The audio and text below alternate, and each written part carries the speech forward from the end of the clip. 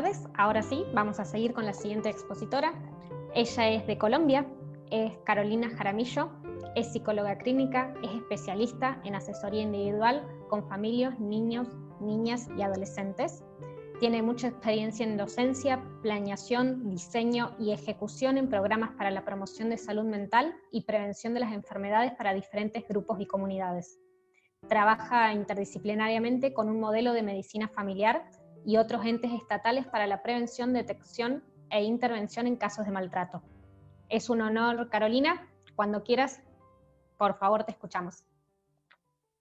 Un gran honor estar con ustedes y pues digamos que voy a hacer una presentación donde no voy a hablar específicamente de esta pandemia del COVID, pero sí voy a hablar, digamos, como de un modelo, de una experiencia muy bonita que tuvimos en un pueblo de Colombia llamado Ituango. Entonces quiero, pues, digamos, como compartir esta experiencia porque, pues, digamos que tiene ciertas semejanzas con una de las crisis que estamos viviendo en este momento, obviamente en Colombia también. Entonces, voy a hablarles un poco sobre esta experiencia y antes decirles pues que Ituango es un pueblo de Colombia y llegué allá gracias a la corporación En Causa, donde como ven aquí en esta foto, ha trabajado con niños, niñas y adolescentes que han estado al margen del conflicto armado. Entonces, ellos, digamos que la corporación estuvo 4 o 5 años en Ituango y se ganó una confianza de una comunidad, que esa parte es supremamente importante, porque ha sido una comunidad donde se ha prometido muchas cosas, pero poco se ha cumplido y ha sido una de las comunidades, digamos que con más dificultades en el ámbito, digamos que social que se ha vivido pues en Colombia. Entonces ellos han hecho un trabajo de varios años con varios profesionales que vivieron en este pueblo Ituango y estuvieron muy atentos a unas necesidades y a unas costumbres de Ituango, y esa parte era muy importante. Este trabajo que se hizo fue una construcción conjunta porque hicimos, digamos que un modelo de una propuesta de salud mental, pero durante todos los talleres, que fue de muchos días, de muchas horas, donde trabajamos con profesores de todo el pueblo, de todo Ituango, que es un pueblo, donde trabajamos, y con madres de familia. Digo madres de familia, los padres no fueron, muchos pues ya no están con nosotros, ya no nos acompañan, y otros pues estaban, digamos, dedicados a las labores del trabajo. Entonces, este fue un trabajo que no se hizo directamente con los niños ni con los adolescentes, pero sí con ese entorno protector, porque esta corporación En Causa eh, trabajaba acompañando siempre a los niños y a ese entorno protector, siempre trabajando con los niños, niñas y adolescentes, digamos que construyendo muchos valores con ellos, con una metodología que la corporación tenía. Entonces, hablando pues de, decidimos emprender el viaje. Ellos ya lo habían hecho, muchos profesionales ya vivían allá en Ituango, siempre acompañando todo este proceso. Y aquí, como ven, esta es la plaza. Y al lado ven que hay otra foto que es una hidroeléctrica que está aproximadamente a 45 minutos del pueblo, y es un proyecto muy grande que se está haciendo en Colombia, pero que trajo muchas dificultades, digamos, con la comunidad, digamos, primero por el impacto ambiental y porque hubo una alerta muy grande el año pasado de inundación. Entonces muchas de, digamos, como de las veredas, muchas poblaciones alrededor, aquí en esta zona de Ituango, se tuvieron que trasladar. Entonces, digamos que esto ha sido una de las crisis que ha vivido digamos que este municipio. Y miren que es un municipio de muchas montañas. Aquí las personas viven, son campesinos, hay muchos comerciantes, pero digamos que su principal fuente de economía ha sido la agricultura, la ganadería, la minería y pues el comercio. esta es una zona muy linda, es una zona muy montañosa, pero digamos que esto ha sido una de las principales dificultades por grupos armados que han estado en esta zona y hay, por todo el proceso de paz que vivimos en Colombia, digamos que hubo un grupo importante que se desmovilizó, pero empezaron a llegar otros grupos. Entonces digamos que aquí vivimos algo muy similar a lo que se vive en la pandemia y es la incertidumbre. ¿Qué va a pasar? Hay un enemigo afuera, pero no lo conocemos. Entonces, digamos que esto es una de las principales dificultades. Es un pueblo que en este momento tiene presencia militar importante y tiene una presencia de la policía muy importante en la zona y en el pueblo. Esta es una zona que queda a cinco horas en carro de Medellín, donde es una de las principales ciudades de Colombia, Medellín, y es donde vivo. Y cuando nos trasladamos a Ituango, nos demoramos aproximadamente 5 horas. Cuando teníamos que llegar allá a Ituango, una parte de la hidroeléctrica no estaba terminada, entonces teníamos que pasar en el carro por un ferry, por la represa. Y esta es, digamos que, una de las principales, digamos que crisis. Nosotros tenemos un conflicto armado desde hace más de 60 años. Es un país que, pues podemos decir, es un país que está en guerra. Es un país que vive el terrorismo, tenemos digamos que una historia importante de violencia intrafamiliar, desplazamientos, y en esta zona de Ituango ha pasado mucho esto, desapariciones, desastres naturales, masacres, secuestros y también confinamientos, porque cuando hay una situación, digamos, que de guerra, de peligro, de algún ataque violento, pues hay confinamientos, hay horarios donde no se puede salir, hay días que no se pueden salir, hay fines de semana que no se pueden salir.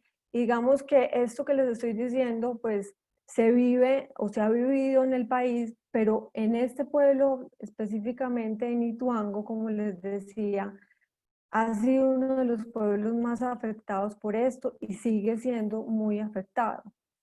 Eh, entonces, eh, Vale, ¿me están escuchando?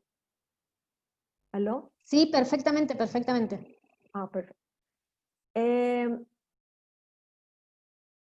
Aquí entonces cuando empezamos, digamos, como a pensar, bueno, vamos a hablar de salud mental, eh, una de las cosas que empezamos a mirar con los profesores y con los padres de familia eran estos síntomas, y son síntomas que aparecen cuando hay una pandemia, y en este momento eh, pues muchas de las investigaciones que se han hecho acá empiezan a aparecer síntomas que son constantes y que muchos de los profesores lo expresaban, y padres de familia o madres de familia, y es miedo constante, tristeza, comportamientos agresivos, irritabilidad, desconfianza, hipervigilancia. Miren que esto tiene que ver mucho con el estrés agudo, y pasa ahora en la pandemia, pasa ahora en el confinamiento, y esto empieza a aparecer, digamos que en muchos de los profesores, muchas de las personas que habitan el pueblo. Hay pérdida de la esperanza, hay pérdida del interés general, constantes recuerdos negativos, y esto tiene que ver mucho porque ha sido un pueblo también que hace algunos años fue atacado y digamos que tuvo pues un ingreso de varios días de un grupo armado. Entonces muchas personas todavía digamos que lo recuerdan, y muchas de estas personas nunca tuvieron ningún tipo de tratamiento. Ningún tipo, digamos que de acercamiento por psiquiatría, por psicología, ningún tipo de este tipo de acompañamiento. Entonces todavía aparecen recuerdos negativos de esta situación, y ahora que hay tanta incertidumbre sigue apareciendo, digamos que muchas dificultades por las amenazas constantes que hay, y pues y digamos que por las muertes constantes que hay. Hay un gran consumo de alcohol, hay gran preocupación, hay alteraciones del sueño, hay evitación, digamos, evitación cognitiva y evitación comportamental para salir a ciertos lugares, para recordar ciertas cosas. Entonces, empiezan a aparecer, digamos que muchas dificultades y empezamos a mirar todas estas estadísticas de salud mental en Colombia antes del confinamiento.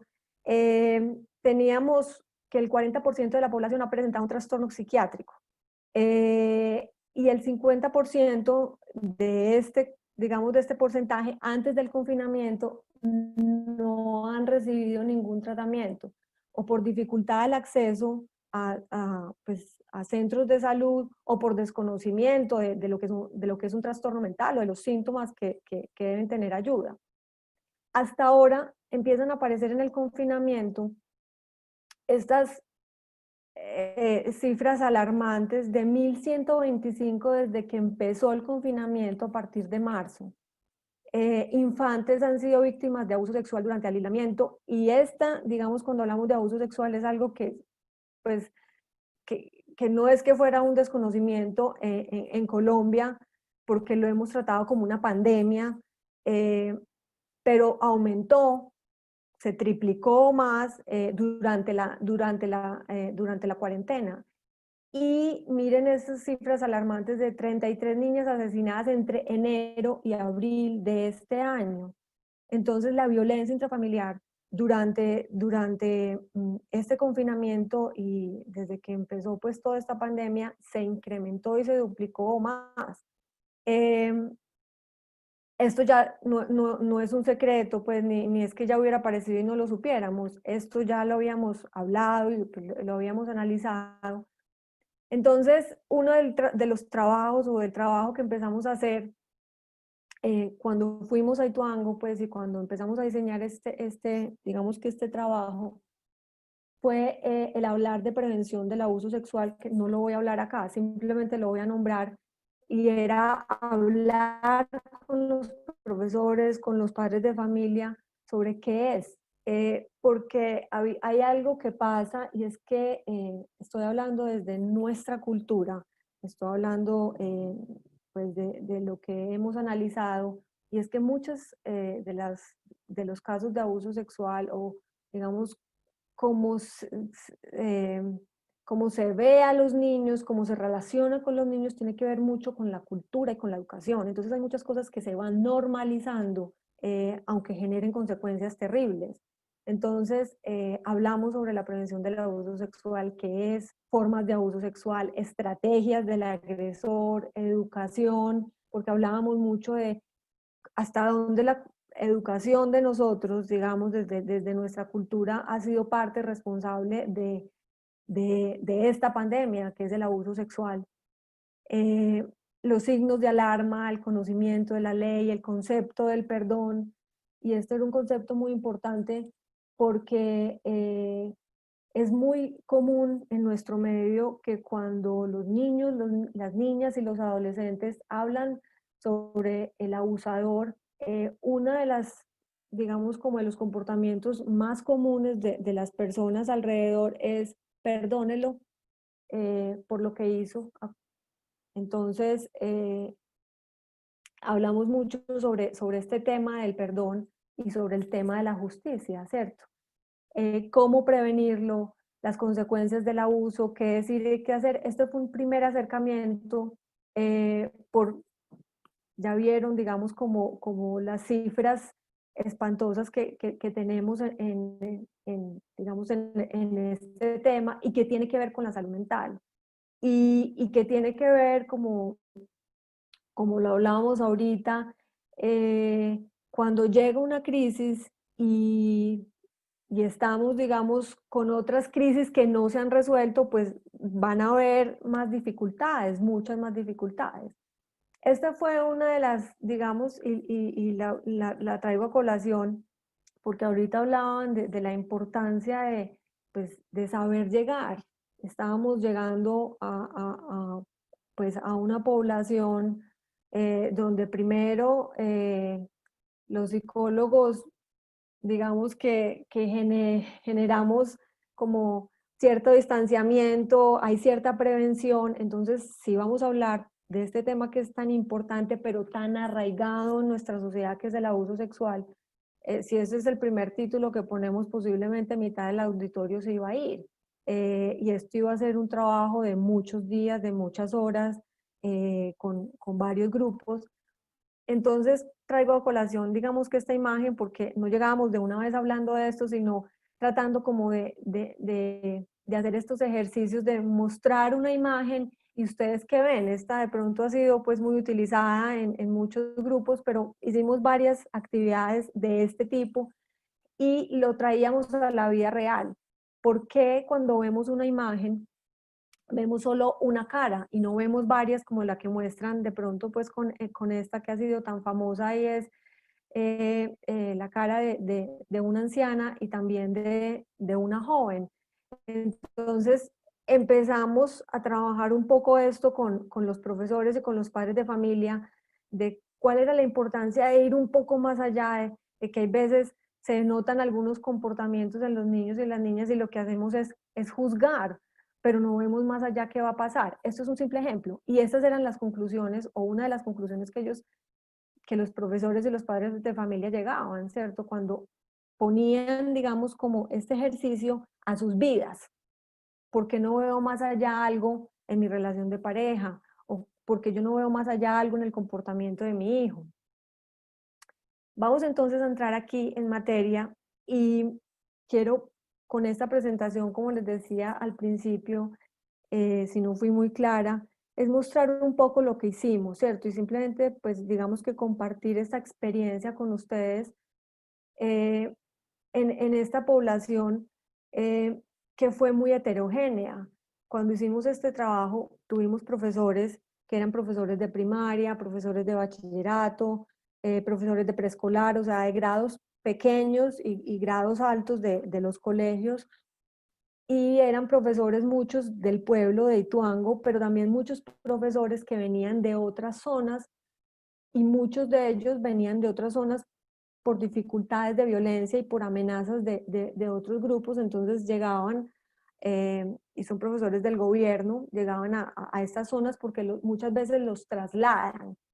Entonces, había, digamos, en un grupo muy heterogéneo, muchos viven con sus familias, muchos no viven con sus familias, vivían solos o vivían en algún cuarto que les alquilaban.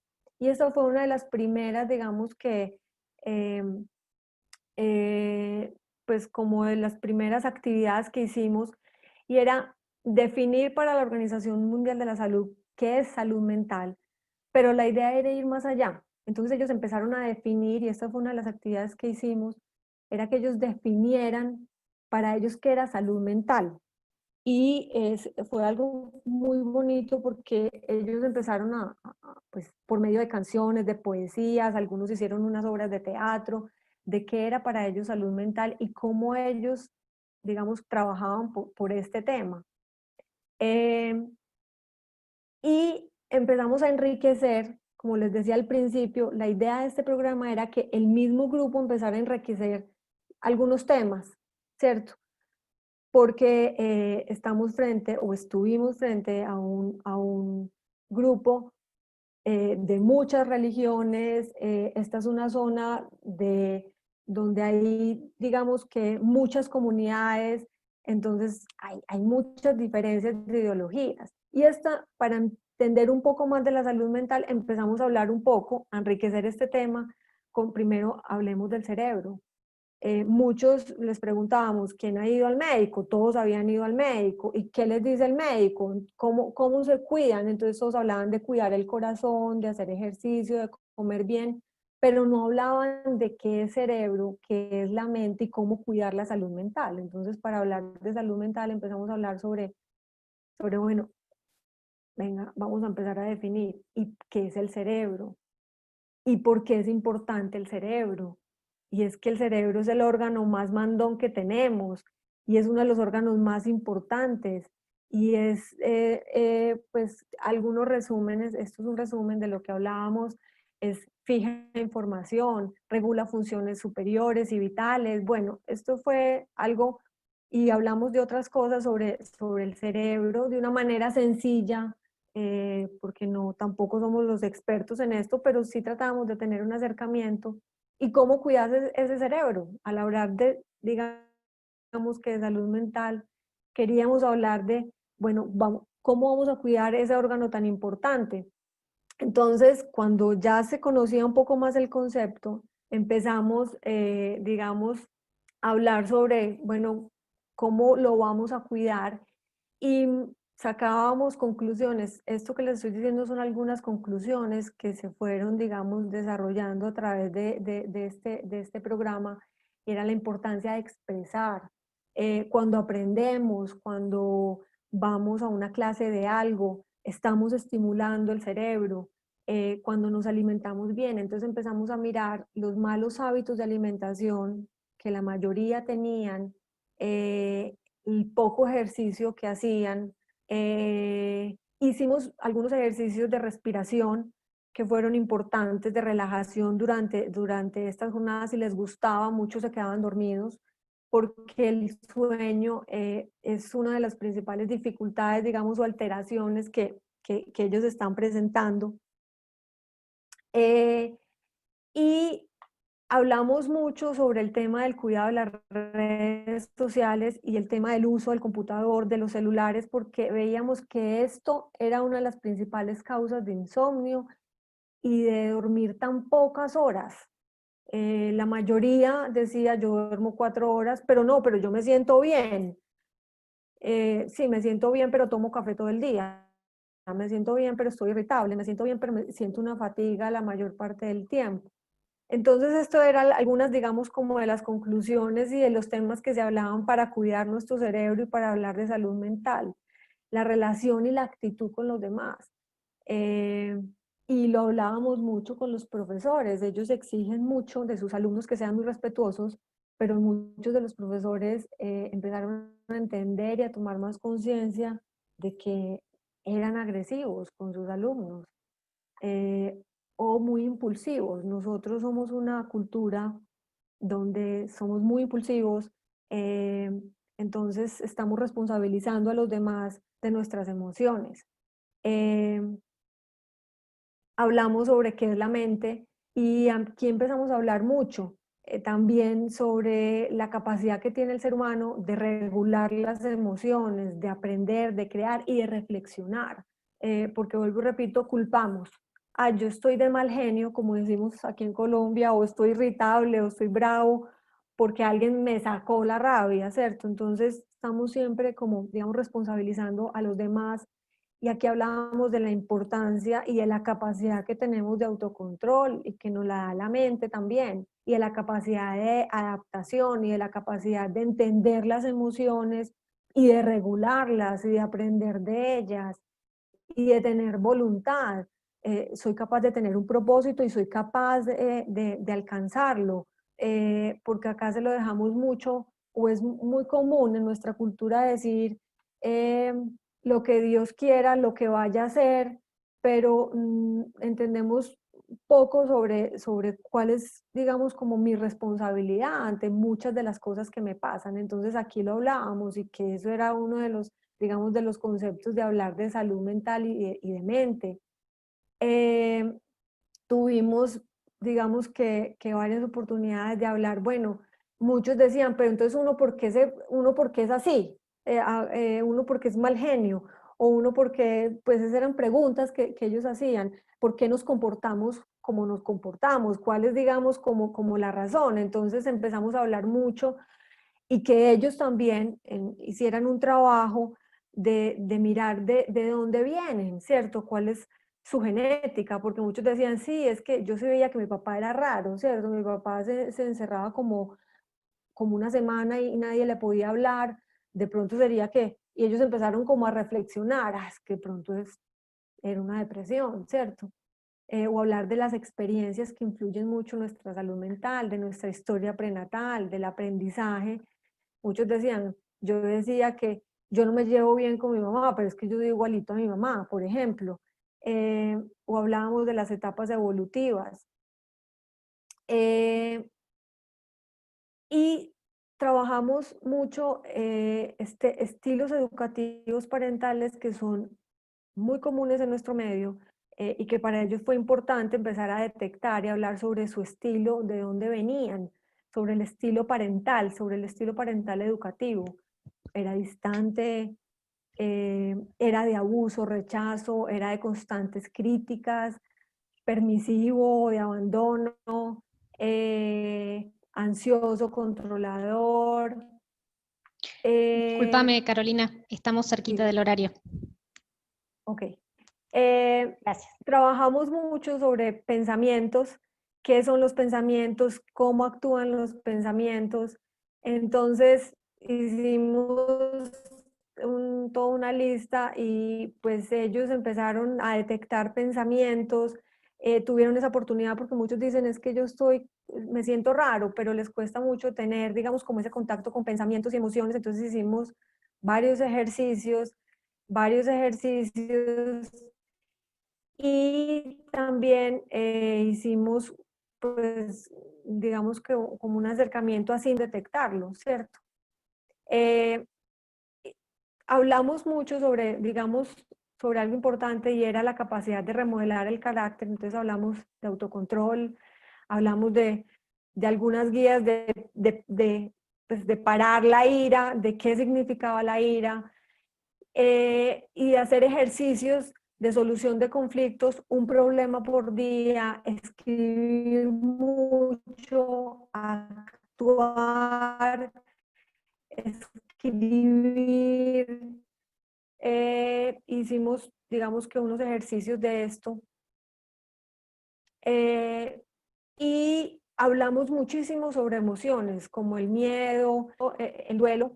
Y en esta última etapa fue el momento de agradecer. Hicimos una actividad muy importante sobre el agradecimiento, donde ellos pudieron, aquí les voy a dejar unos videos para que después los vean si quieren, porque por el tiempo. Pero aquí hubo algo muy importante y era, muchos cuando hablamos del duelo, que esto fue otro momento, no sabían o no entendían la importancia, digamos, de recordar y de poder hablar de lo que sentían. Entonces fue un escenario donde muchísimos pudieron hablar de muchos tipos de muerte que vivieron, pues, por la guerra y por otros tipos, por el suicidio que ha sido muy común. Entonces hablamos sobre la culpa, hablamos sobre el rencor, y esto fue un tema muy importante y fue el perdón, porque muchos han sido obligados a perdonar, y el perdón pues no se obliga, ¿cierto? Pero sí el trabajo, y hablábamos mucho sobre el perdón hacia sí mismo. En el duelo muchos decían es que llorar es malo, por ejemplo. Entonces hablamos mucho sobre etapas del duelo, sobre cómo ayudar a un proceso de duelo, eh, sobre qué es la tristeza, porque para muchos ellos dicen es que llorar es malo, la tristeza es malo. Y ya voy a terminar, Vane. Eso fue un último ejercicio que hicimos sobre escribir una carta que iniciaba con hoy renuncio a, y muchos leyeron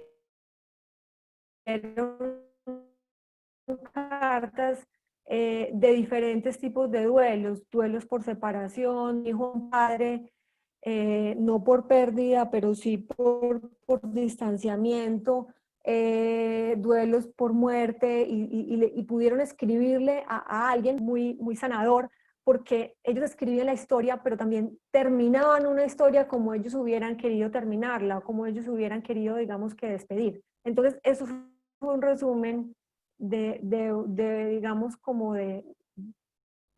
pues como un acercamiento a una comunidad muy golpeada por muchas crisis, y por crisis que todavía no se han sanado y que siguen pasando. Digamos que hay un enemigo ahí, hay miedo y hay mucha incertidumbre de que no sabemos cuándo se va a acabar. Entonces, digamos que terminamos en una de las jornadas fue con esto digamos, con estas últimas frases y con este último despido. Muchas gracias. Muchísimas gracias, Carolina. La verdad que es súper clara y qué importante, profundo y movilizante lo que nos estás compartiendo. Así que te agradezco mucho. La verdad que los comentarios son todos de agradecimiento y asentimiento, digamos, a lo que estás diciendo, pero no hay ninguna pregunta en particular. Así que se ve que ha movilizado a todos. Así que te agradezco mucho. Gracias. Y nos vemos en la próxima nomás. Perfecto, muchas gracias.